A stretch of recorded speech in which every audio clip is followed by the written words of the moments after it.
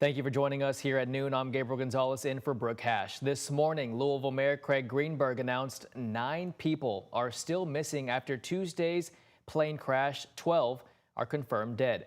And Mayor Craig Greenberg gave that update, and WHAS 11's Conroy DeLuce joins us live from Metro Hall, where that mayor was this morning. Hey, Conroy.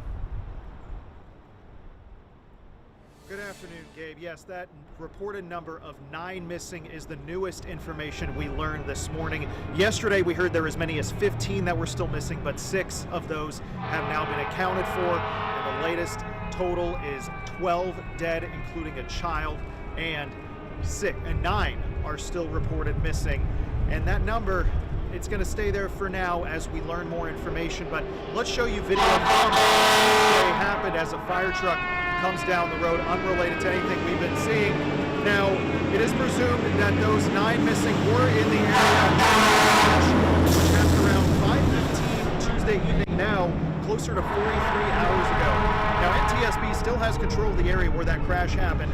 Grade Lane and Crittenden Drive remain closed. The mayor said they are reaching out to affected business owners in that area and setting up escorts so that owners and employees can get there and get their things as their businesses do remain closed. And since this is the area where the reported missing could still be, the mayor explains the next steps in the search. The teams will be out there searching through the debris now in what's called a delayering search in coordination with the NTSB and their investigation about the crash.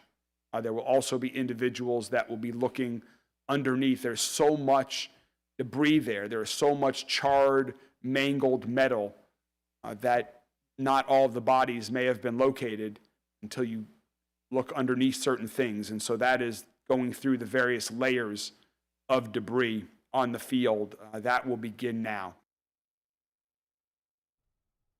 The mayor pointed out that cadaver dogs are not being used at this time. Now, if you are still searching for someone, I'm going to make sure I read the number right. So keep an eye on your screen that you are asked to call if you know somebody who is still reported missing. Call 1-800-631-0604, the number you see right there on your screen. Once again, 1-800-631-0604.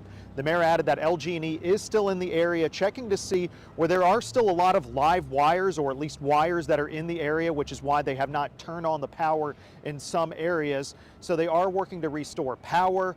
The air quality is still being measured, and the fire department is still keeping an eye on potential hot spots. But Fire Chief O'Neill said right now, at this moment, there are no hot spots. So no fire, but they're still monitoring it. And coming up at 3 o'clock, we expect another update from NTSB. They have control of a lot of the areas that we're talking about right now, and hopefully we'll learn more details about what led to the crash and what they've uncovered during their investigation. Live in downtown Louisville with photojournalist Connie Offit, Conroy DeLuce, WHAS 11 on your side. All right, Conroy, thank you so much for that report this afternoon. And continuing our coverage of UPS Flight 2976, Isaiah Kim Martinez spoke with some union workers in the area yesterday who watched it all unfold near the crash site. I looked over, I seen fire, clouds, black smoke. I was just scared. I ran into my house saying something blew up, something blew up. Samuel Harrison and his brothers were playing soccer outside their home just off Outer Loop in Fairdale when they saw the aftermath of the deadly UPS plane crash. I told my brothers, like, come on, we gotta go. We gotta just call 911, something. Yeah, it smelled like burnt tire. It was horrid, horrid, horrid, horrid. Deborah Wilder, who lives out in PRP, says this is traumatic for Louisville's South End. It's very devastating to me because I'm 62 years old and it's never happened since I've been alive. Just down the road, our members are very upset over the crash and are scared and uncertain. Teamsters Local 89 Vice President Brian Ham talks to me at their union hall. They represent thousands of Louisville UPS workers and others who were working within a quarter mile of the site of the crash when it happened. UPS has had such a good safety record here in Louisville. I mean, this is the first time this has happened. To the best of our knowledge right now, none of our people were injured. Ham agrees with Kentucky's governor, saying despite the heartbreaking news of several fatalities, this could have been even more devastating. Actually, the runway that it took off from going south So it's going into business areas instead of going into a residential place.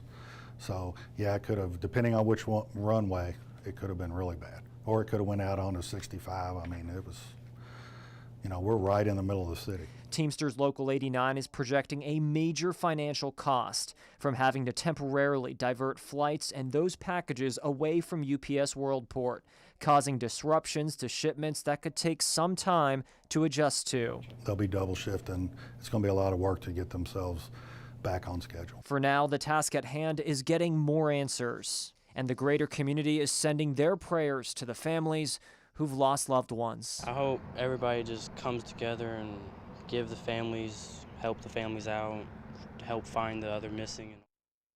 The Teamsters Local 89 is organizing a candlelight vigil that is set up for November 6th at 5 p.m. They're inviting anybody, either members or people out in the community that want to pay their respects, again, for those people who lost their lives as well as their families who are grieving.